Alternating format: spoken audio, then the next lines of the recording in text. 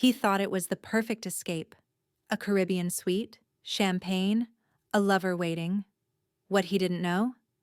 I had already booked the cabin next door, 1245, and her fiancé had replied to my email with 2 words, where and when. So when Mark boarded, cocktails in hand, expecting a secret paradise, he found me waiting, with proof, a photo of Lauren in lingerie, and a plan that would end their fantasy forever. Before I take you deeper into this storm of betrayal and justice, let me pause for just a moment. Before we begin, don't forget to subscribe to Her Betrayal Stories and turn on the notification bell. Here, you'll always find stories of sacrifice, betrayal, and shocking twists that speak to women like us. Where are you watching from today? Leave me a comment, because the next story might just echo your own experience. At 3:17 p.m. on a Tuesday, an email meant for no one but him appeared in our family cloud. Paradise Cruise Lines, booking confirmation, my husband's name, a 5-day Caribbean suite, champagne, a couple's massage, and beside him, Lauren. Seconds later, another ping, a mirror selfie, Lauren in lingerie, tag still on, captioned, "Can't wait for you to take this off on our trip." Rage burned hotter than tears. And then I remembered. The diamond ring Lauren had flashed at a gala months earlier. She was engaged. To Ethan. That's when the trap formed. I booked cabin 1245, right next to their so-called love nest. Then I emailed Ethan, attaching the proof. His reply came in 3 minutes. Where and when? The next morning we met. 2 betrayed strangers, now allies. They think they're clever, I told him. He only nodded. Then we end this. By the time I kissed Mark goodbye at the airport, wishing him luck at his conference, I wasn't his wife anymore. I was the storm waiting for him on deck 10. Before I take you deeper into this storm of betrayal and justice, let me pause for just a moment. Before we begin, don't forget to subscribe to Her Betrayal Stories and turn on the notification bell. Here, you'll always find stories of sacrifice, betrayal, and shocking twists that speak to women like us. Where are you watching from today? Leave me a comment, because the next story might just echo your own experience. And so the stage was set. Mark thought he had planned a secret paradise, but Ethan and I were already waiting. Cabin next door. The morning sun burned against the white cruise terminal, almost mocking in its brilliance. Claire slid on her sunglasses, her pulse matching the shuffle of wheels on glossy suitcases. She arrived early on purpose. The last thing she wanted was to collide with Mark and Lauren at the check-in counter. Ethan was already inside, tall and composed, a shadow among strangers. They'd rehearsed this moment. Board separately, no eye contact, no familiarity. 2 allies disguised as strangers. 2 ghosts stepping onto the same floating palace of lies. But the week before had felt like a lifetime. For 7 days, Claire played her role with the precision of an actress fighting for her life. She ironed Mark's shirts, tucked his conference clothes into neat folds, even asked which tie would impress his colleagues. She smiled as she drove him to the airport. "Don't wait up," he said, leaning in through the car window, voice casual. "It's a busy week." Claire's lips curled sweetly. Of course. Inside, her thoughts spat venom. Busy? Yes, but not with work. The second his flight disappeared into the clouds, she drove to Ethan's temporary apartment. Her own suitcase, dresses Mark had never seen, deliberately chosen to command attention, was already hidden there. At first, Ethan hadn't trusted her. In that cafe, his eyes had narrowed, suspicion flickering. "How do I know you're not exaggerating?" His tone was low, clipped. "People lash out when they're hurt. Maybe this is just revenge." Claire slid her phone across the table. The lingerie photo glowed on the screen. Lauren's sultry smirk, tags dangling, caption taunting. Silence. Ethan stared, jaw tightening until his cheek twitched. Finally, he exhaled. All right, I believe you. But if we do this, we do it properly. That shift, from doubt to resolve, was the spark. By the time they walked up the gangway, they weren't strangers anymore. They were co-conspirators, bound not by love, but by betrayal, sharpened into steel. Suite 1245 gleamed like the brochure promised. Cream walls, crisp linens, balcony doors yawning toward an endless sea. Claire unpacked slowly, almost ceremoniously. Now and then, she pressed her ear to the adjoining wall. Silence. Mark and Lauren hadn't arrived yet. Her phone buzzed. Ethan's text. They're here. Just saw them at check-in. They didn't notice me. Her heart spiked. Fingers trembling, she poured a glass of champagne and drained it in one swallow. Later, she found Ethan in a quiet bar on deck 12. A martini already waited for her. To the strangest vacation of our lives, he said. Claire clinked her glass. To surviving, with dignity, if not our marriages. Hours blurred as they traded confessions. Ethan spoke of ignored red flags, Lauren's urgent calls, late-night texts. Claire admitted 15 years of waiting to start a family, trusting promises that had crumbled. Each word carved away the illusion they'd once lived under. Between them, a flicker grew. Not romance, but a shared determination. The following evening, they saw them. The dining room shimmered with chandeliers and the reflection of moonlight on glass. Claire walked in beside Ethan, posing as nothing more than acquaintances. There, by the window, sat Mark and Lauren. His hand rested casually on her back, their heads bent close over the menu, their bodies fluent in a choreography Claire recognized. Too fluent, too practiced. Her knees buckled. Rage threatened to break through. Ethan's hand gripped her elbow firmly. Not yet, he whispered. Let them think they're safe. They withdrew to another restaurant. Claire pushed food around her plate. Every bite was ash. That night in her cabin, she pressed her ear to the wall. Laughter, murmurs, the squeak of bed springs. She hit record. Every sound became evidence.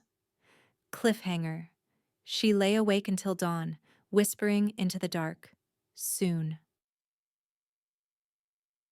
Over breakfast, Ethan leaned in across the table, scrolling on his phone.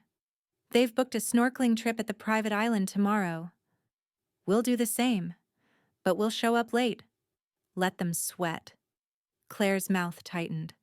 Her fury wasn't fear. It was anticipation. Together, they mapped the week, shadowing Mark and Lauren like phantoms, disrupting their fantasy inch by inch. It wasn't just about confrontation. It was erosion. Death by exposure. Claire stared out the window at the endless turquoise horizon. To anyone else, it was paradise. To her, it was a stage. And the curtain was about to rise. By day 2, tension coiled around her like a second skin. On the upper deck, she glimpsed Mark laughing, Lauren's head on his shoulder, his arm draped possessively. Fury pressed like fire under her ribs, but her mask held. At night, she and Ethan rehearsed how to look accidentally, surprised, how to slip into their path without warning, how to smile politely while twisting the knife. They weren't victims anymore. They were strategists. The ship surged forward, carving through turquoise water, indifferent to the storm brewing inside its walls. Claire sat alone on her balcony, wind tossing her hair, salt burning her lips. Beyond the rail, the ocean stretched infinite, but her voice was low, steady, almost calm. They think they're untouchable. But tomorrow, everything changes. Mini cliffhanger. The stage was set.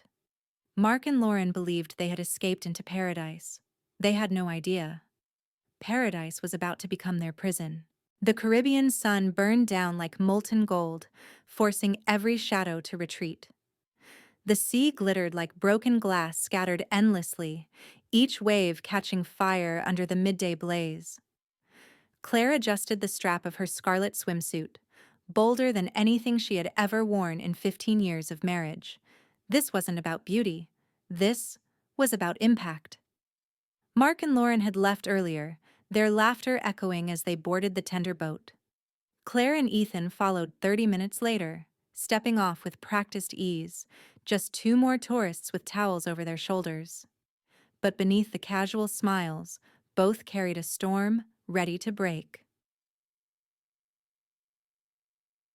The island was a paradise too perfect to be real.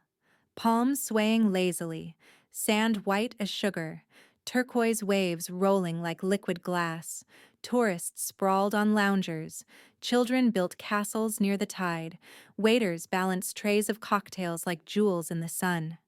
And there, under a tilted umbrella, Mark sprawled in a lounge chair, shirt unbuttoned, skin bronzed from too many business trips.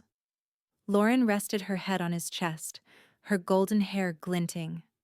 Her hand scrolled idly on her phone, as though her entire world fit in that tiny glowing screen. Claire's chest twisted. Once, she had dreamed of this scene. With him. A husband relaxed beside her, laughter easy, intimacy unquestioned. But that dream had died long ago. Grief simmered, then burned away, leaving behind only fury. Cold, precise, steady. This wasn't her loss. This was their reckoning. Ready? Ethan's voice was low, steady as stone. She nodded. They spread their towels just far enough away to be overlooked, and they waited. The waves lapped in rhythm with her heartbeat, each passing second winding the coil inside her tighter. Mark rose, brushing sand from his hands, and strolled toward the bar. The air smelled of salt, sunscreen, and the sugary tang of blended drinks. Minutes later, he returned balancing two cocktails. Blue, frosted, umbrellas perched jauntily on top. His gaze swept the beach. And then, he froze. Claire sat no more than 20 feet away, legs stretched, sunglasses tipped low enough to reveal her eyes. The glasses slipped. Liquid cascaded down his arms, staining his shirt. His face drained pale, as if blood itself had fled. "Hello, Mark," Claire said evenly, voice pitched to Carrie. "What a coincidence. I thought you were in Seattle." The words cut like a blade. A ripple of gasps spread. Heads turned. Phones tilted upward. Somewhere, a woman whispered, "Seattle?" A man chuckled under his breath. Unbelievable.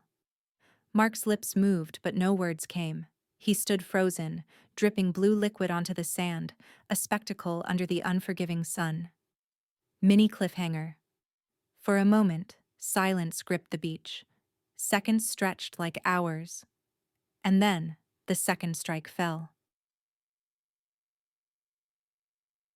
Lauren glanced up, puzzled at first, then followed his gaze.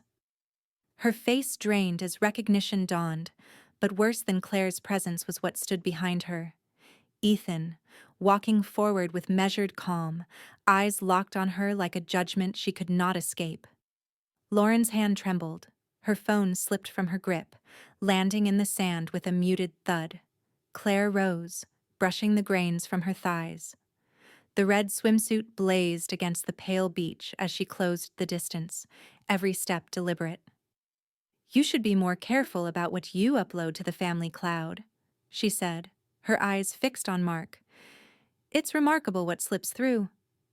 "Claire, this isn't—" he stammered. But she cut him off, pivoting toward Lauren. "And you must be Lauren. That's a lovely engagement ring. Tell me, does your fiancé know where you are?" The crowd hushed. Even the gulls overhead seemed to fall silent. Then Ethan's voice, cold and steady, carried like steel across the sand. Yes. Her fiancé knows exactly where she is. The words fell heavy. Lauren's lips parted, her face twisting in horror, but no sound emerged. It might have ended in whispers, but the crowd was too curious, too hungry. Phones recorded, strangers leaned forward, teenagers snickered behind sunglasses. A mother shielded her child's ears. Mark darted his eyes around, panic blooming. Claire, please. Let's talk privately. Claire tilted her head, her smile sharp as glass. Privately? You've had years of privacy, Mark. It's time for sunlight. Lauren scrambled to her feet, pale and trembling. This isn't what it looks like. Oh, but it is. Ethan cut in, his voice slicing the air. It looks exactly like betrayal. And now? Everyone sees it. Murmurs swelled. Shameful. Poor woman. 15 years? And this? Mark reached toward Claire, desperation breaking through, but she stepped back, chin high. You told me you had a conference in Seattle, she said, her voice ringing out. Instead, here you are, cocktails in hand, with your mistress. 15 years of marriage, Mark. This is your legacy. Her words echoed, undeniable, irreversible. Lauren turned to Ethan, her eyes pleading, but his face was carved from stone. You lied to me, he said quietly, every syllable deliberate. You lied to everyone. And now the truth is out? Claire's pulse thundered. But for the first time, it wasn't with fear. The tide had shifted. It was them, not her, who stood exposed. She delivered the final blow, her voice calm but sharp enough to slice through the heat. Enjoy your drinks. Because this cruise? She paused, letting silence devour the space between them. It's just beginning. Mini cliffhanger. The words landed like a verdict. Around them, whispers surged louder. The stage had been set. Paradise had turned into their prison. That night, back in Suite 1245, Claire stood on the Hio balcony as the ship pulled away from the island. The horizon glowed violet, fading into black. The sea stretched infinite, reflecting 1,000 fractured stars. Inside, muffled voices seeped through the wall. Mark and Lauren, their words sharp, brittle, unraveling into accusations. A glass shattered, a door slammed. The sound carried like music to Claire's ears. She didn't smile. Not yet. Revenge wasn't about joy.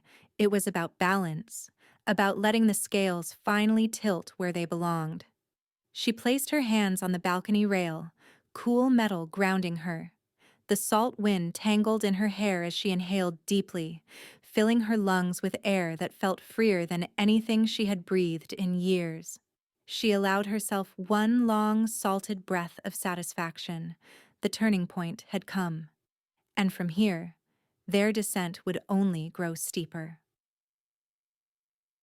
If you were Claire, standing on that beach, truth burning hotter than the sun, would you have struck then and there? Or would you have waited, gathering more proof, waiting for the perfect stage? Tell me in the comments. Because sometimes, the timing of truth is the sharpest weapon of all. The ocean was calm that night, a deceptive calm that mirrored nothing of what churned inside Suite 1245. Claire sat at the vanity, fastening the clasp of a sleek black dress. She had chosen it deliberately, elegant but understated, the kind of gown that drew respect rather than pity. Ethan stood at the door, adjusting his tie, his expression carved with the same cold determination that pulsed in her veins. This is it, he said softly. Claire met his eyes in the mirror. Let's end their fantasy. The dining hall glittered with chandeliers, every table draped in crisp white linen. Claire and Ethan entered deliberately 15 minutes late, ensuring all eyes were already settled. And there, near the center, sat Mark and Lauren. Claire didn't wait for permission. She walked directly to their table, pulling out a chair. Ethan followed, his movements fluid, practiced. "Mind if we join you?" Claire asked sweetly. "The maitre d' said you had room." Mark stiffened, his fork clattering against his plate. Lauren's hands trembled around her water glass, but neither could object without drawing attention. Trapped by civility, they forced smiles as Claire and Ethan settled in. The waiter arrived. Claire lifted her hand.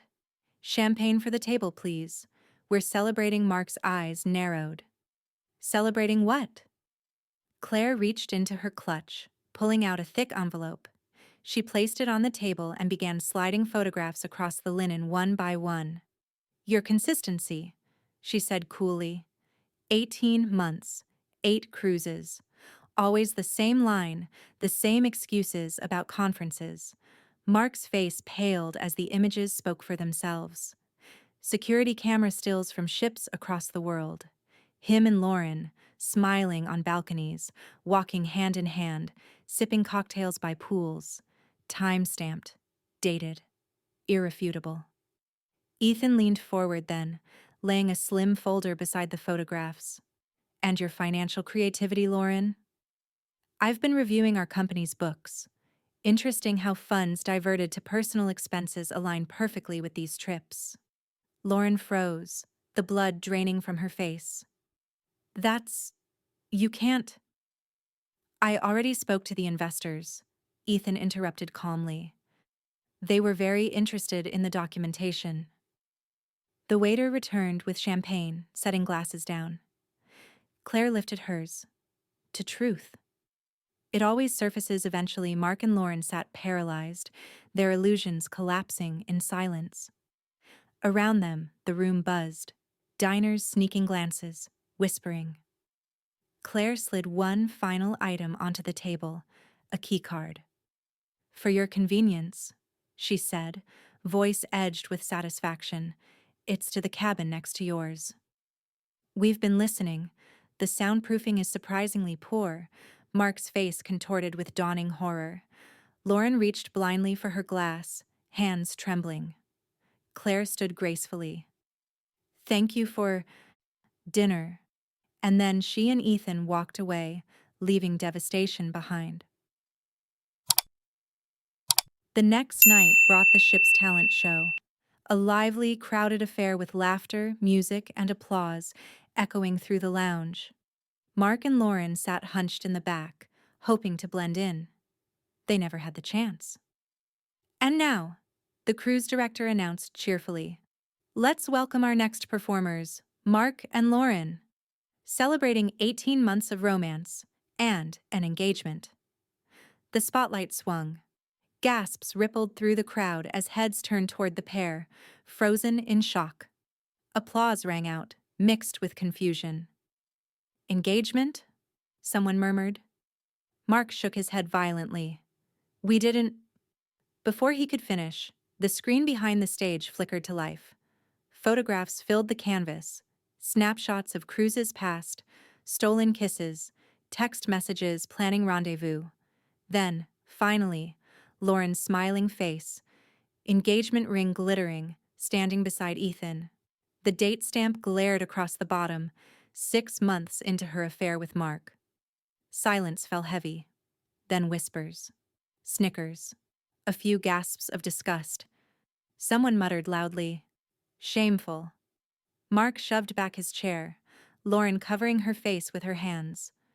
But before they could flee, Ethan's voice carried clear across the room. "Maybe they're shy. Should we help them with a slideshow?" Laughter broke out, sharp and merciless. The humiliation was complete. Claire rose, taking Ethan's hand. Together they strode to the stage. Music swelled, and they performed a tango they had rehearsed during planning. Sharp turns, precise dips, eyes locked in a dance of defiance. When it ended, the crowd erupted in applause, and Mark and Lauren slipped out the back, heads bowed, unable to withstand the storm of judgment. Later that night, a steward knocked softly at suite 1243. Mark opened the door, face drawn tight, A leather-bound album was handed over. On the cover, embossed in elegant script, "When Truth Surfaces, a Journey of Discovery." Inside, photograph after photograph captured their unraveling. Tense dinners, whispered arguments, Lauren's tear-streaked face, Mark's clenched fists. Even in the background of happy tourist shots, Claire and Ethan's figures appeared like shadows, ever present, unavoidable. Mark slammed the book shut, veins standing in his neck. Lauren buried her face in her hands. From the hallway, Claire and Ethan watched quietly, satisfaction tempered by solemnity. "It's almost over," Claire whispered. Morning dawned clear and bright. Passengers sipped coffee on deck as the ship prepared to dock at the next port. Then the PA system crackled. "Attention passengers. Mark and Lauren, please report to the purser's office regarding an urgent matter with your disembarkation documents." The names echoed across the ship. Heads turned. Curious whispers spread. Mark and Lauren, pale and shaken, arrived at the office where the purser waited with a corporate representative from the cruise line and a security officer holding a folder. "Mr. Mark," the representative began formally, "it has come to our attention that this booking was filed as a corporate expense, marked as a business trip. However, our records and the nature of your activities indicate this was personal." Mark stammered, "That's, no, you don't understand." "Furthermore," the man continued, flipping through documents, "the use of company credit cards for non-business expenses has been flagged by your compliance department. An internal investigation is underway." Lauren tried to speak, but the representative turned cold eyes on her. "And you, Ms. Lauren, investor reports have revealed serious irregularities in your startup's accounts. Your financial access has been frozen pending review." The couple stood silent, trapped in the glare of exposure. Their paradise had become a tribunal. Later that afternoon, Claire intercepted them on deck. Mark's face was ashen, Lauren's mascara streaked down her cheeks. Claire's voice was steady, unflinching. "The locks at home have been changed. Divorce papers are all ready with my lawyer, and every member of our family and friends knows exactly why she turned to Lauren. Ethan has been thorough. Your wedding vendors have been notified. I doubt they'll refund those deposits." Lauren flinched as if struck.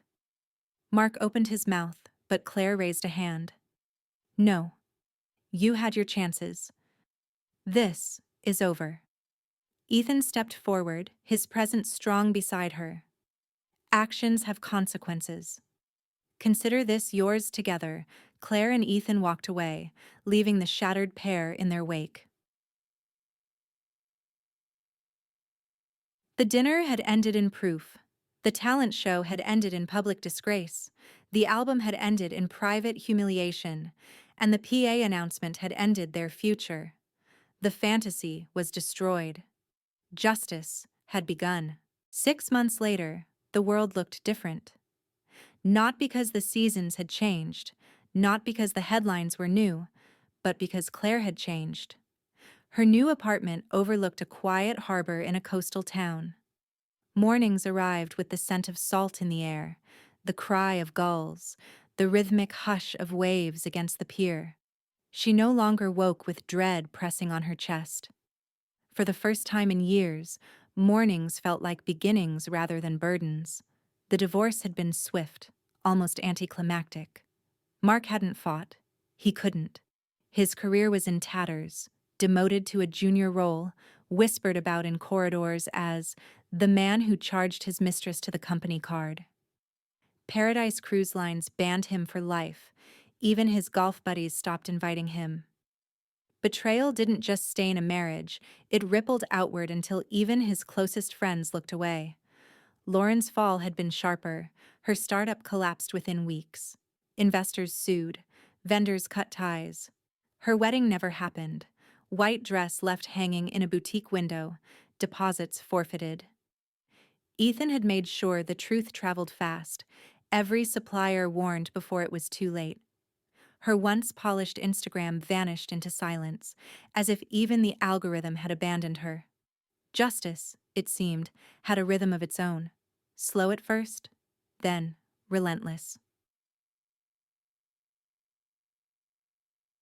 Claire filled her days with things she had once postponed. Painting classes, brushes sweeping color across blank canvases where once her world had been gray.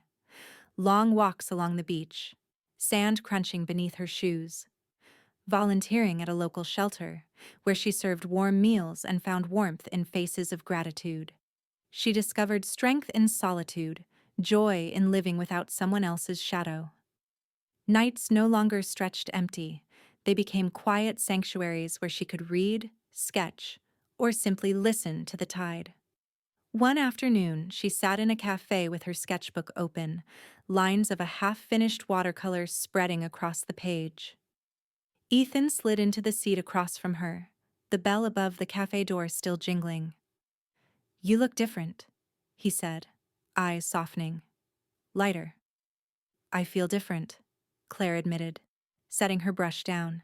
"It's strange, isn't it?"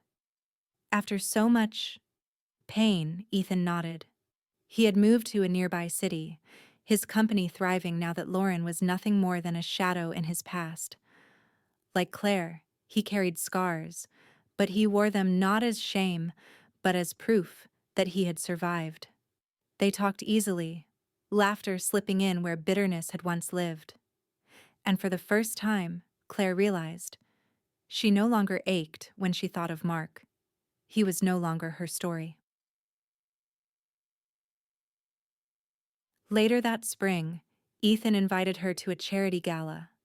Not one of those glittering, pretentious events she had once attended on Mark's arm, where every smile was measured and every word rehearsed. This gala was different. Community-driven, heartfelt. Families sat at round tables, children dashed between chairs. The music was simple but warm. Claire handed out programs with Ethan by her side, and for the first time in years, she felt something unexpected: belonging. Not as the loyal wife or the betrayed spouse, but simply Claire, whole, present, enough. As the evening wound down, Ethan raised his glass in a quiet toast, his eyes meeting hers over the rim. To second chances, not in love, not yet. But in life, Claire clinked her glass against his, the sound crisp. To truth, to freedom. One evening, as summer faded into fall, Claire and Ethan walked along the harbor. Ships rocked gently in their berths, sails snapping softly in the breeze. The sky was brushed with strokes of orange and violet, the kind of sunset that made the water glow. Ethan paused, his gaze fixed on the largest vessel preparing to depart. Its horn bellowed, long and deep, vibrating through the air. "You know," he said, "not all cruises end in betrayal. Maybe it's time we rewrote that memory." Claire laughed, light and unforced. "You're suggesting another cruise?" "Not as lovers," he said quickly, though his eyes were warm. "As friends. To prove the sea doesn't belong to them, it belongs to us too." They stood shoulder to shoulder, watching the ship pull from the dock. Claire felt the vibration echo in her chest, the same way she felt the truth of his words. For too long, she had let betrayal write her story. But now she saw clearly, it had only been a chapter. The book was hers to finish. She smiled, her eyes glistening in the fading light. Let's do it. A new year, a new voyage. Looking back, Claire knew revenge had never been the true destination. Yes, exposing them had been satisfying. Yes, their humiliation had been deserved. But the real victory wasn't Mark's downfall. It was her rise. She had stepped out of the role of victim, shedding years of silence, duty, and sacrifice. She had built a life that was hers alone. If you've ever been betrayed, if you've ever been told you were less than, if you've ever been made to feel invisible, Remember Claire's story. Justice may come in courts or through whispers, through documents or public confrontations. But healing? Healing begins the moment you decide your story isn't finished. If you were in Claire's shoes, would you take that cruise again?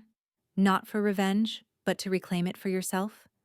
And have you ever found strength in the very place where you once felt broken? Share your story in the comments, because here, no one suffers alone. Respect isn't given by blood or vows. It's earned through love, loyalty, and kindness. Claire's story is a reminder. Betrayal may wound us, but it does not define us. What defines us is how we rise, how we choose to step forward, even when the past tries to anchor us down. So if this story touched you, leave a comment. Write one for yourself, or for the version of you that still needs healing. And don't forget, subscribe to Her Betrayal Stories for more tales of sacrifice, betrayal, and the twists that remind us justice still exists. Because every voice matters, every story deserves to be heard. And together, we can remind the world, no betrayal goes unanswered. The ship had sailed. A new journey had begun.